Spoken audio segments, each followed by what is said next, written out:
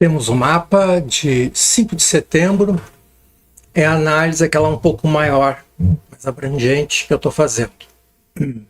Sol Virgem no ascendente Virgem.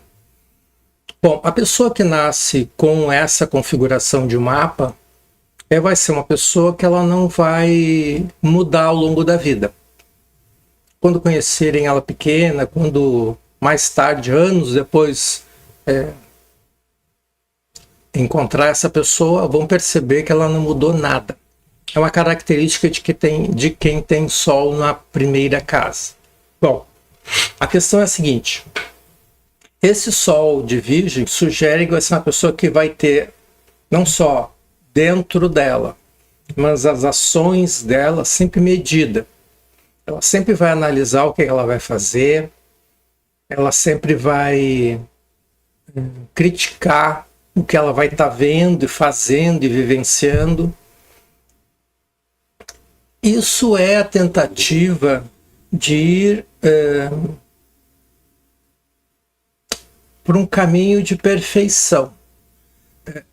Veja que esse mapa, o aspecto está complicado. Isso vai dar um tilt lá na frente. Porque o aspecto poderia ser bem favorável, mas neste mapa não. Então a pessoa nasce com esse mapa, possivelmente ela vai ter situações familiares, e aí depois o Júpiter lá na quarta casa vai nos confirmar isso. Foi uma pessoa que teve na família pessoas críticas demais, que maltrataram essa criança.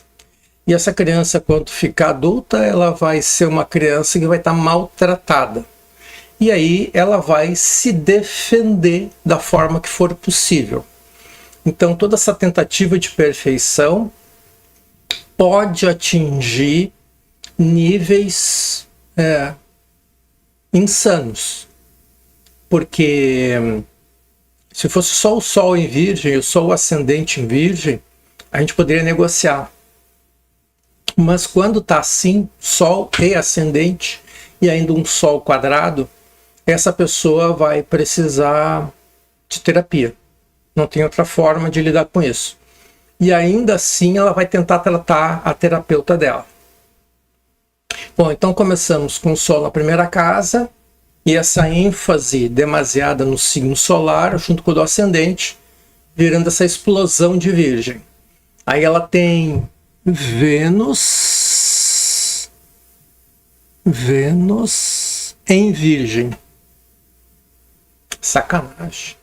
Então assim, a tentativa dela de fazer com que as ações dela sejam boas, positivas, para que ela encontre parâmetros razoáveis de viver, de agir, vai ser um pouquinho dificultado.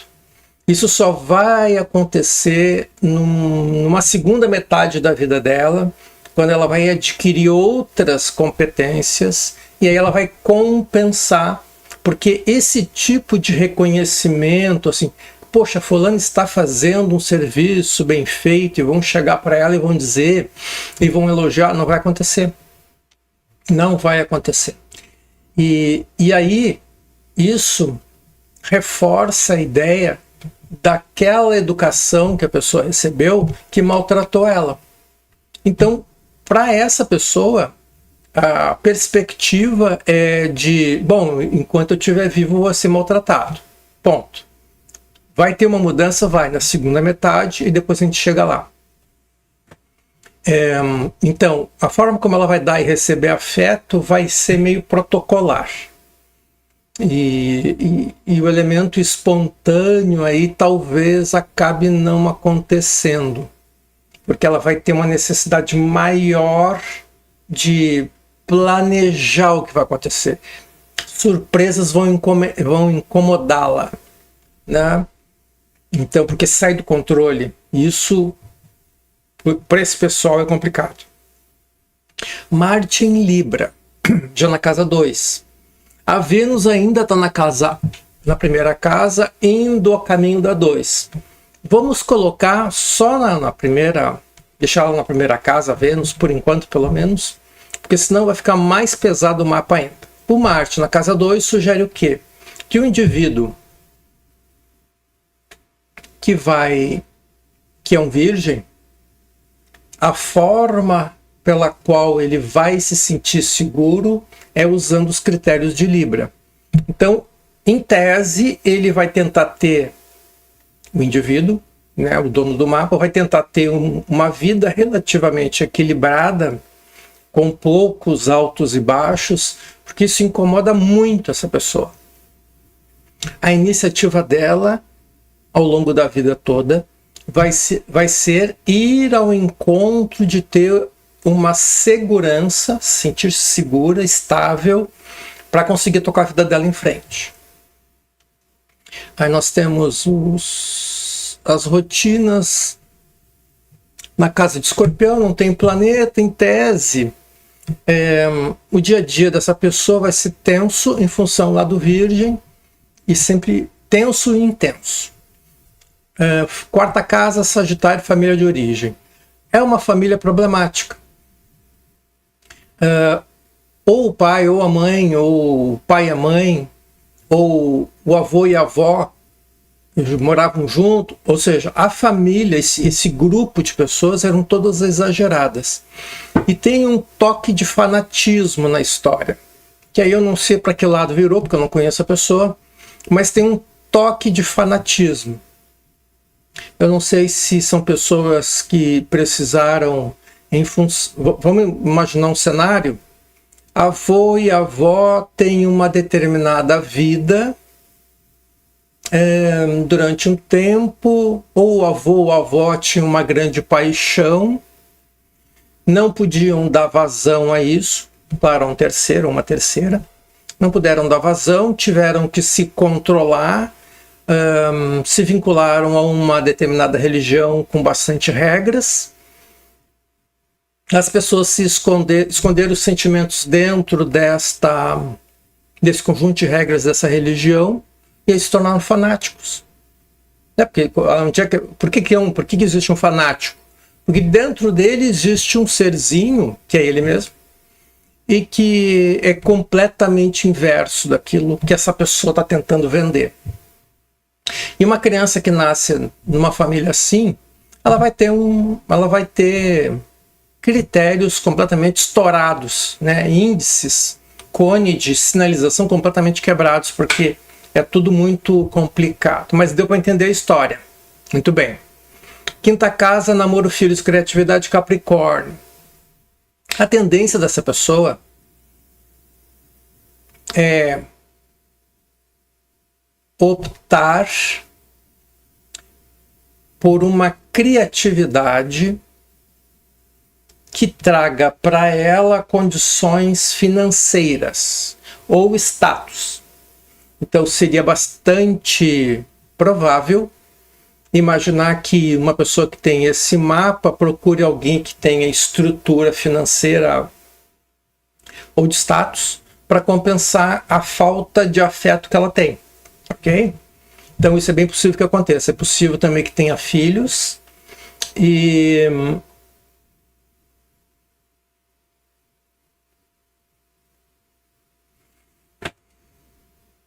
é possível que tenha filhos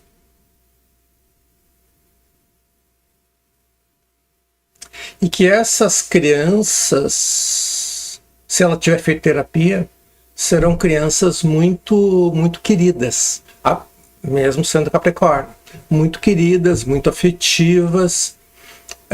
Tomara que a pessoa com quem ela resolva casar tenha um entendimento de vida que não é só o dinheiro que coordena tudo, coordena muito, mas não é tudo, principalmente a nível pessoal, e aí dê para as crianças uma compreensão um pouco melhor.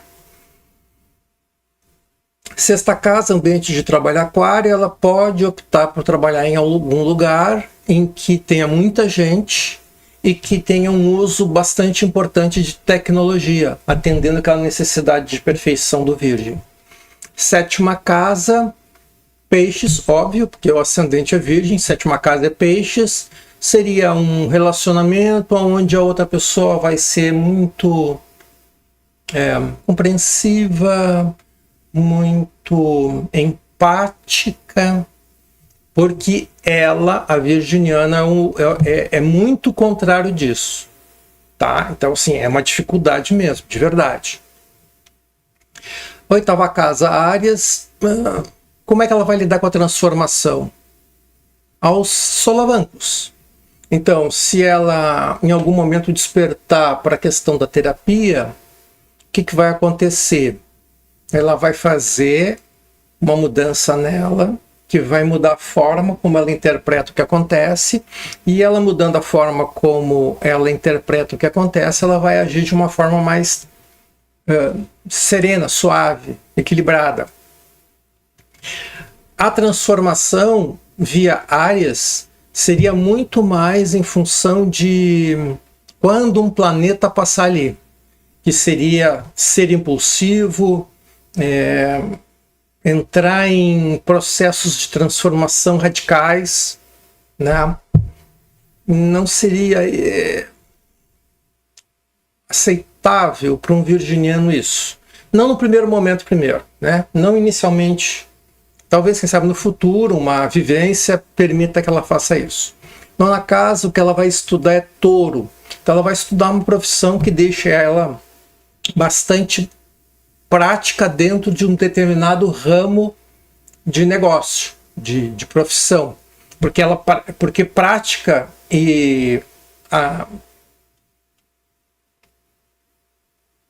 feliz com um manualzinho na mão, ela já é, porque é virgem. Aí coloca touro, então isso sugeriria que ela tivesse uma profissão, um estudo superior, que levasse ela para uma profissão que ela pudesse ser prática e usar o manualzinho dela. 10ª casa, Gêmeos. Gêmeos, 10ª casa, geralmente são profissões que permitem o indivíduo se comunicar com muita gente, falar com muita gente. Falar com muita gente para uma pessoa que é virgem, ascendente virgem, não é algo que vai acontecer naturalmente.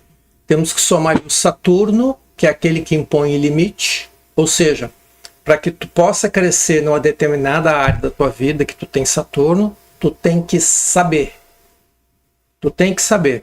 Porque se tu não souber, tu não vai saber dar as respostas certas para os estímulos, para as rotinas, para como funciona aquela profissão, e você vai afundar.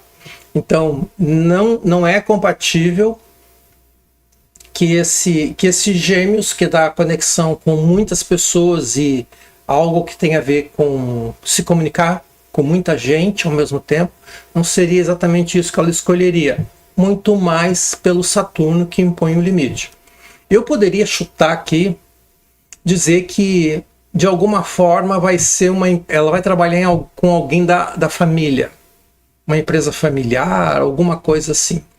Ela tem que trabalhar num lugar que reconheça o valor que ela tem nesse sistemático dela, e aí ela vai se sentir da família, ok?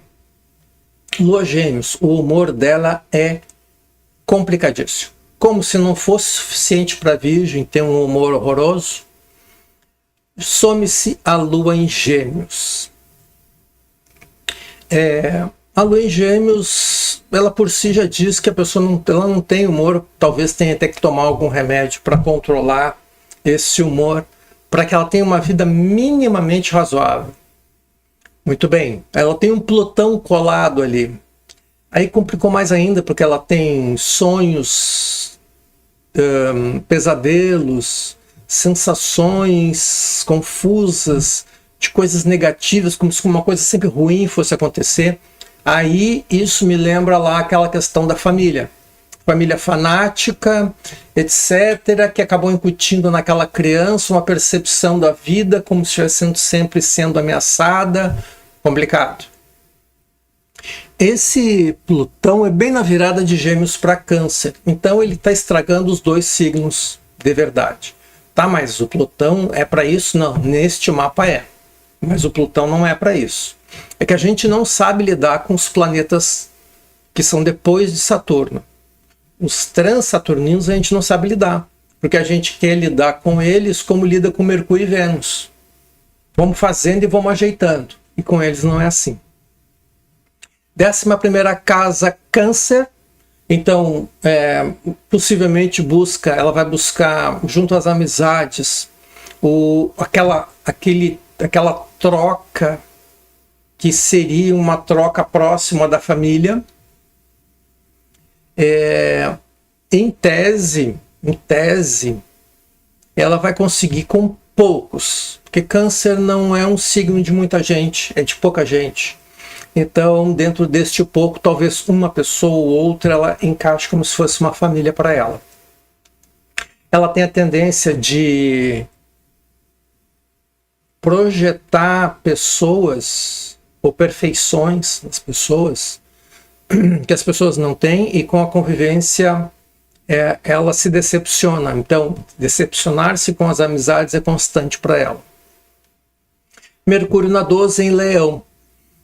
12 é aquela casa do inconsciente que a gente guarda tudo que a gente já viveu, né, dá uma segurada, ou até mesmo nessa vida, mas teve que reprimir, jogou lá na 12, no inconsciente.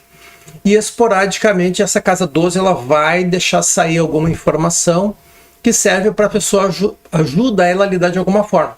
No caso dela, ela teve vivências de outra existência em que ela teve conhecimento. E vai ser através do conhecimento que ela vai dar uma regulada no emocional dela. Vai ser ali estudando, possivelmente. Mas veja que casa 12 a gente não tem um acesso direto. A gente tem que fazer um monte de coisinhas para soltar que a casa 12 possa se manifestar na vida da gente. E às vezes não é uma manifestação muito boa não, dependendo da época. Bom, esse mapa é de uma pessoa, e eu acho que é importante aqui deixar claro que sem o signo de Virgem nós não existiríamos. Porque se a gente trabalhar com os mitos, né, da criação, a gente vai lembrar que foi Virgem que recebeu a tarefa, pelas qualidades inerentes a ela, de vir para a Terra, para o mundo, e selecionar sementes e adaptar sementes à terra e fazer lá os cruzamentos para que a gente tivesse os animais, etc, etc. Então, sem Virgem, não existiríamos. Então, mesmo que essa leitura desse mapa seja um pouco tensa, porque o mapa é tenso, significa que ela tem inteligência para sair disso. Ela vem embarcada com um conhecimento, uma inteligência. Ela pode dar a virada, mas ela vai ter que fazer força. Até a próxima.